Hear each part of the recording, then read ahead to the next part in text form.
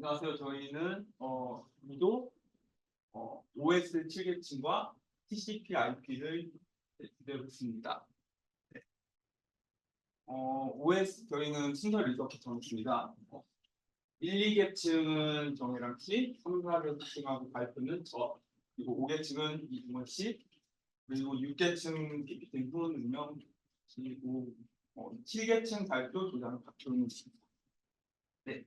컨텐츠는 순서는 OSI 7계층, OSI 7계층을 나누는 이유, OSI 7계층의 단계별 특징, TCP/IP와의 차이, 준비하면서 느낀 점, 그리고 자료 Q&A 이렇게 순서를 준비했습니다. OSI 7계층이 탄생한 이유, 1980년대 통신망이 이렇게 커지고 복잡해지면서 이에 대한 규격이나 또 기능을 통일할 필요가 있었어요. 그래서 나오게 된 게 통신규약 프로토콜입니다. 이 프로토콜이 나오게 되면서 통신에 대해 신뢰성이나 이게 증가를 하였고, 원활한 통신을 이렇게 하도록 해줬습니다. 네, 다시 정리하신다면 OSI 7계층이란 서로 다른 컴퓨터 기기 간의 네트워크를 형성할 수 있도록 국제 표준화 ISO에서 정의한 네트워크 표준 모델이라고 할 수 있습니다. OSI 7계층을 나누는 이유. 일단 나누는 이유는 이게 7계층으로 나눔으로써 단계별로 이렇게 파악이 가능을 하고, 그로 인해서 흐름을 한눈에 알아보기 쉽고 사람들이 이해하기가 쉬워요.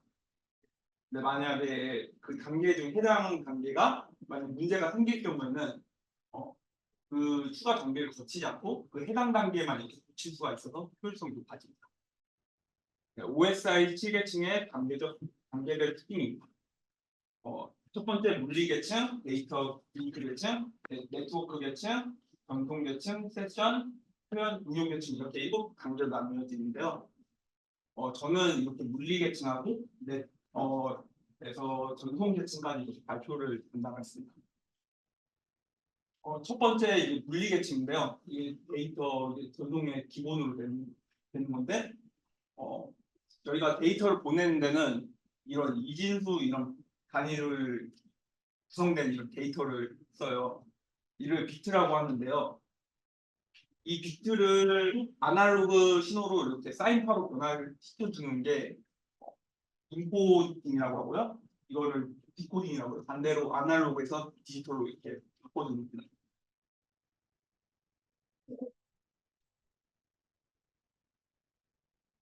이게 1대1 이렇게 통신을 예로 들었는데, 아무튼 네, 넘어가시면 됩니다. 아까 이제 설명해 드렸고, 물리 계층이란 랜턴, 리피터, 허브 이렇게 2계층 데이터 링크 계층인데요. 이 아까 물리 계층의 사진에서 봤으면 이게 1대1 이렇게 데이터 교환을 예시로 들었는데, 이게 1대1이면 문제가 안 되는데 이 컴퓨터가 이렇게 많아지면은 이 데이터를 전송하는 데 있어서 좀 비효율적이라고 느껴질 수 있어요. 이게 왜냐하면 그에 대한 전선을 이렇게 많이 연결을 해야 되고, 데이터를 저는 이쪽에만 보내고 싶은데 이 010, 0011이라는 데이터를 이쪽에만 보내고 싶은데 이게 전선이 이게 같은 전선으로 연결이 되어 있으니까 다 같이 이렇게 보내진단 말이죠. 네. 예, 그래서 데이터 계층이 나오게 된 이유고요. 네, 넘어가시고. 데이터 계층이란 이 프레임이라는 단위를 좀 사용을 해요. 이게 비트를 이제 구별하기 위해서 시작 비트와 끝 비트에 좀 구별할 수 있는 비트를 따로 넣어서 이렇게 구별하는 기능인데요. 프레임은 장비로는 브릿지, 스위치를 사용하고, 스위치는 아까 그 맥어드레스로 그 컴퓨터 장비를 인식을 하는데 그 전 사진인가? 전 거. 이게 스위치라는 게 맥어드레스나 이런 걸로 여러 가지 기능이 있는데, 맥어드레스나 이런 걸로 구별을 해서 얘만 이렇게 보낼 수 있도록, 나는 얘를 보내고 싶다. 얘만 이렇게 딱 보내고 얘는 안 보내고 이런 식으로 구별할 수 있는 기능이 있어요. 네, 너무 이더넷인데 이더넷은 그 랜 근거리 통신을 구축을 위해 주로 사용되는 네트워크 프로토콜. 네, 데이터 네트워크 3계층 네트워크 계층인데요. 3계층 네트워크 프로토콜에는 IP, 뭐 ARP, RARP, 뭐 ICMP 등등이 쓰이는데 전송 단위는 그 기존 데이터 계층에서 썼던 PA이라는 그 단위를 거기에다 IP 헤더를 붙여서 패킷이라는 전송 단위를 만들어서 네, 데이터를 이렇게 하는 그런 걸 하는데요. 이게 사진이 찍었는데 이게 좀 사진이 좀 안 보이는데 이 윈도우 CMD에 IP 컨피그 치면은 여러분들 IP 주소 맥 어드레스가 나오거든요.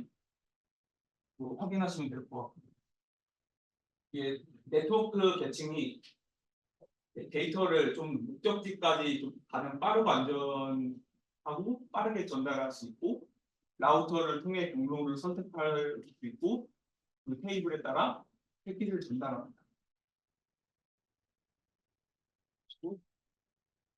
IPv4는 저희가 흔히 볼 수 있는 그런 IP 주소인데요. IPv4 같은 경우에는 IP 같은 경우에는 여러 가지 버전이 쓰이는데 저희가 주로 쓰이는 게 IPv4, IPv6예요. IPv4 같은 경우는 예를 들어서 8비트씩 8자리 10진수 203.250, 53.55 이렇게 표시를 하고 이거 IPv6는 16비트 파일 부분 16진수를 표시를 하는데 뭐 이런 식으로 표시를 못 읽겠어요. 이렇게 하고 이 IPv4가 초기 네트워크를 구현을 위해 만들어진 거다 보니까 이게 좀 오래됐어요. 그러다 보니까 한계가 좀 느껴지는데 그 한계 극복하기 위해 나온 게 IPv6입니다.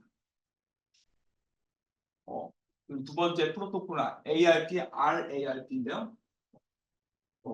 ARP는 논리적 주소로 매핑을 하고 반대로 RARP는 맥 주소를 IP 주소로 변환시켜주는 역할을 하는데요. 여기서 논리적 주소라는 게 주소를 이렇게 상황 따라 이렇게 변화를 시킬 수 있는 주소고 물리적 주소라는 게 아까 이계층에서 설명드렸던 맥 어드레스에 들어있어요. 이 맥 어드레스가 이런 식으로 생겼고요. IP 주소는 이런 식으로 생겼는데 랭카드 같은 데 보시면 맥 어드레스 적혀 있거든요. 이게 고정적이고 이제 고정 주소라고 보시면 될 것 같아요. 맥 어드레스. ICMP는 주로 네트워크 상대편 이렇게 통진 상태를 이렇게 확인해주는 프로토콜이 있는데 패킷을 보내고 받음으로써 이게 패킷 상태를 확인하는 프로토콜입니다. 네 번째 전송 계층 같은 경우에는 포트 번호와 전송 방식을 결정해 줍니다. 주로 전송 방식으로는 TCP와 UDP가 쓰이는데 TCP 같은 경우에는 신뢰성이 있고 연결되지 않죠. UDP는 비신뢰성, 비연결성, 실시간이라는 특징이 있습니다. TCP는 인터넷을 통해 저희가 웹 서버로 데이터를 전송할 때 주로 쓰이는데 예를 들어서 이게 웹이나 뭐 채팅, 동영상 뭐 이럴 때 많이 써요. 이거 3웨이 핸드쉐이크는 TCP를 연결할 때 주로 쓰이는데 이게 좀 그림으로 보면 좀 모를 수 있는데 이게 쉽게 설명을 했거든요. 이게 내 말 들려? 잘 들려. 내 말 잘 들려? 잘 들려. 뭐 이런 식으로 했다고 보시면 돼요. 3웨이 핸드쉐이크. 반대로 연결 해제 과정에는 호의 핸드쉐이크를 쓰는데요. 이것도 나는 보냈어 이제 끊자 알겠어 잠시만 나도 끊을게 알았어 뭐 이런 식으로 보시면 될 것 같아요. 넘어가시고 UDP는 TCP에 비해 안정감이 좀 떨어지는데 그에 비해 좀 빠르고 간단합니다. 주로 게임이나 스트리밍 이런 데서 좀 많이 쓰이는데 이게 비연결 방식이고 사전 연결을 설정하지 않다 보니까 불안감이 좀 커요. 이제 데이터가 좀 분실될 수 있고 그냥 빠르게 그냥 통신을 하려고 그냥 쓴다고 보시면 되고, 네. 이게 비연결형 프로토콜이다 보니까 논리적인 근거가 없습니다. 따로 논다고 보시면 돼요. 경로가 각각 패키지 각각 독립적인 관계를 가지니까 뭐 알아서 다 이거 확인할 수 있습니다. 확인. 뭐 다시 얘기하시면 TCP와 UDP 비교 사진도 이건 TCP와 UDP를 정리하는 표입니다. 5계층부터 이제 설명을 드릴 텐데요. 5계층은 세션 계층이라고 해가지고 세션이라고 하면 두 컴퓨터 간의 연결을 말합니다. 그리고 세션 계층에서는 그 두 컴퓨터 간의 연결을 유지시켜주는 역할을 하는 계층이라고 생각하시면 되는데, 여기 글을 보시면 알겠지만 응용 프로그램 간의 대화를 유지하기 위한 구조를 제공하고 이를 처리하기 위해 프로세서들을 논리적으로 연결하는 것을 담당하는 계층이라고 생각하시면 됩니다. 세션을 그러니까 두 컴퓨터를 연결하거나 해제하는 기능을 하고, 이 세션의 효율을 높이기 위해 한 개의 같은 정소 계층으로 접속할 수도 있고, 반대로 한 개 세션이 속도 등을 위해 다수의 정소 계층에 접속하는 것도 가능합니다. 그리고 세션 계층은 전송 시 독립점을 삽입함으로써 메시지를 대화 단위로 그룹화하고요. 에러가 발생하면 중단된 대화 단위에 처음부터 전송을 다시 시작하게 됩니다. 여기서도 프로토콜이 세 가지가 있는데요. 프로토콜이라고 하면은 예를 들어 데이터를 보낼 때 우리가 데이터를 어떤 형식으로 포장을 할 수가 있잖아요. 그거를 포장하는 방식과 그걸 해체하는 방식에 대한 합의, 이런 걸 일종의 프로토콜이라고 볼 수 있는데, 여기에선 SSH, TLS, 넷바이오 프로토콜이 이렇게 있습니다. SSH 같은 경우는 원격 컴퓨터에 안전하게 액세스하기 위한 프로토콜이고요. TLS는 암호화 보안 프로토콜, 그리고 넷바이오는 근거리 통신망 내에서 통신할 수 있게 해주는 시스템 프로토콜이라고 생각하시면 됩니다. 그리고 6계층으로 넘어오면 6계층은 7계층을 위해 존재한다고 보시면 되는데, 지금 데이터가 1, 2, 3, 4, 5층을 통해 6계층까지 올라왔잖아요. 그러면은 6계층 같은 경우에서는 그 받은 데이터를 처리를 해서 7계층으로 안전하게 넘겨주는 역할을 하는 겁니다. 반대로 7계층에서 데이터가 아래로 내려오면은, 그러니까 6계층으로 내려오면 그 데이터를 또 처리해주는 역할을 하는 그런 역할을 한다고 생각합니다. 그렇게 생각하시면 됩니다. 7계층에서 아래로 내려올 때를 인코딩이라고 하고요. 반대로 6계층에서 7계층으로 올라갈 때 데이터를 처리하는 과정을 디코딩이라고 합니다. 그리고 6계층에서는 송신자에게 온 데이터를 해석하기 위해 응용계층 데이터를 부호화하고요. 수신자의 데이터의 압축을 풀 수 있는 방식으로 데이터를 압축합니다. 그리고 특정 데이터가 어떤 형식을 가지고 있는지 파악하기 위해서 텍스트인지, GIF인지, JPG인지 등등을 파악합니다. 만약 어떤 컴퓨터가 ASCII 코드를 사용하고 있고 또 어떤 컴퓨터는 EBCDIC라는 어떤 형식을 사용하고 있다고 한다면 6계층에서는 그 컴퓨터가 사용하고 있는 형식으로 데이터를 받을 수 있게끔 처리해주는 그런 역할을 합니다. 그래서 기기 A가 ASCII 코드를 사용하고 있다면 ASCII 코드로 데이터를 받을 수 있게끔 도와주고, 반대로 EBCD 형태로 컴퓨터가 구성되어 있다면 그 형태로 데이터를 받을 수 있게 도와준다고 생각하시면 됩니다. 이런 형태를 Abstract Syntax Notation 1이라고 한다고 하네요. 그리고 대표적인 표현 계층으로는 프로토콜로는 JPEG, MPEG 등이 있다고 합니다. 저희한테 익숙한 확장자죠. 그리고 7계층으로 마침내 오게 되는데요. 7계층은 저희가에게 가장 익숙한 계층입니다. 일단 최상위 계층으로서 사용자가 네트워크의 자원으로 직접 접근하는 방식이고요. 응용 프로세서와 직접 관계하기 때문에 일반적인 응용 서비스를 수행하게 됩니다. 여기서 많이 사용되는 게 크롬이나 텔넷, 이메일, 데이터베이스 관리가 있습니다. 그리고 프로토콜로 오면은 HTTP, SMTP, FTP, POP3, IMAP 등이 있는데 이것들은 대부분 SCP라고 생각하시면 됩니다. 아까 4계층에서 SCP, ICP, SCP, UDP 계층이 나왔는데 이 HTTP 같은 경우가 대표적인 SCP 그 방식으로 데이터를 통신하는 거라고 생각하시면 됩니다. 그래서 정확도가 아주 높다고 볼 수 있죠. 일단 7계층에서는 그리고 사용자 인터페이스를 제공하고 응용 프로그램이 사용자에게 데이터 입력과 출력을 제공하게 됩니다. 그리고 응용계층은 통신 세션의 설정, 유지, 종료하는 역할을 하고요. 또 응용계층은 사용자가 네트워크 서비스에 접근할 수 있도록 하며 다양한 네트워크 기능을 활용할 수 있도록 지원을 해줍니다. 네, 여기서부터는 데이터가 어떻게 전송되는지를 다루는 건데요.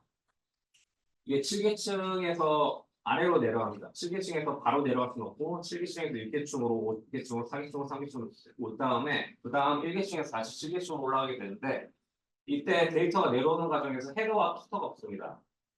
헤더와 푸터가 붙으면서 예를 들어 IP 어드레스가 붙을 수도 있고 맥 어드레스가 붙을 수도 있죠. 그런 포트 번호가 붙을 수도 있고요. 그런 것들이 붙으면서 헤더와 푸터 붙으면서 다른 포트로 넘어가게 됩니다.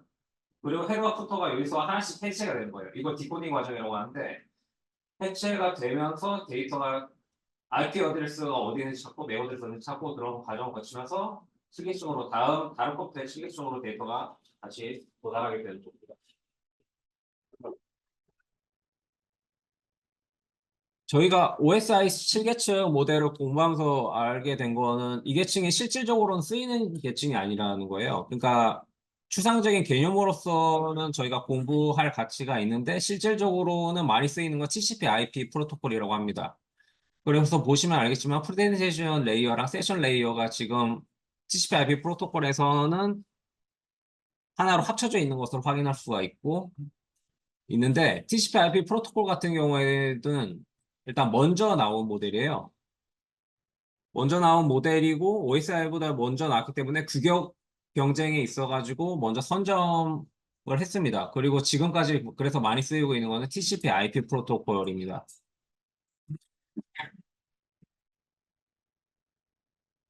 그리고 두 계층은 계속 발전해 왔는데요. TCP/IP 모델 같은 경우에는 예전 모델이 있고 또 업그레이드된 모델이 있는데 지금 저희가 가장 많이 쓰고 있는 모델이 그 업데이트된 모델이라고 생각하시면 됩니다.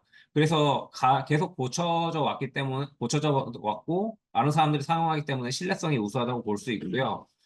실제로 OSI 7계층 같은 경우는 실제적으로 구현되는 예는 거의 없다고 합니다. 다만 저희가 공부를 할 때는 쓸모가 있기 때문에 하나의 개념으로서는 저희가 활용을 할 수 있다고 해요. 공통점으로는 두 계층이 모두 캡슐화 프로토콜을 진행한다는 게 있고요. 차이점으로는 일단 OSI 7계층 같은 경우는 역할 기반 계층 구성이 되어 있고 TCP/IP 모델 같은 경우에는 프로토콜 집합 기반입니다. 그리고 OSI 7계층은 통신 전망 기술 표준화가 되어 있고 TCP/IP 모델 같은 경우는 데이터 전송 기술로 특화되어 있다고 생각하시면 됩니다. 그리고 여기서도 다시 말씀드리지만 통신 모델 표준을 제시했다고 하는데 OSI 7계층은 표준 모델을 제시했는데 반해서 TCP/IP 모델은 실무적 통신 기술을 구현했다고 나와 있죠. 그러니까 OSI 7계층은 일종의 플라톤의 이데아 같은 거라고 보시면 되고 TCP/IP는 그걸 일종의 객체로서 만들어낸 실체화된 그 계층이라고 보시면 될 것 같습니다. 예, 일단 저희는 저 같은 경우에 다른 분들은 이미 좀 베이스가 있는 상태에서 이 네트워크 공부를 하는 그런 게 있었는데 저 같은 경우는 제로 베이스에서 네트워크를 처음 공부하는 거라서 데이터가 어떻게 전송되는지 하나도 몰랐다가 한 컴퓨터에서 또 다른 컴퓨터로 혹은 다른 나라로 데이터가 어떻게 전송되는지 공부할 수 있게 되어서 대단히 뜻깊었다고 생각합니다. 참고 자료는 뒤에 나와 있고요. 혹시 질문이 없으시면 발표를 종료하겠습니다. 감사합니다.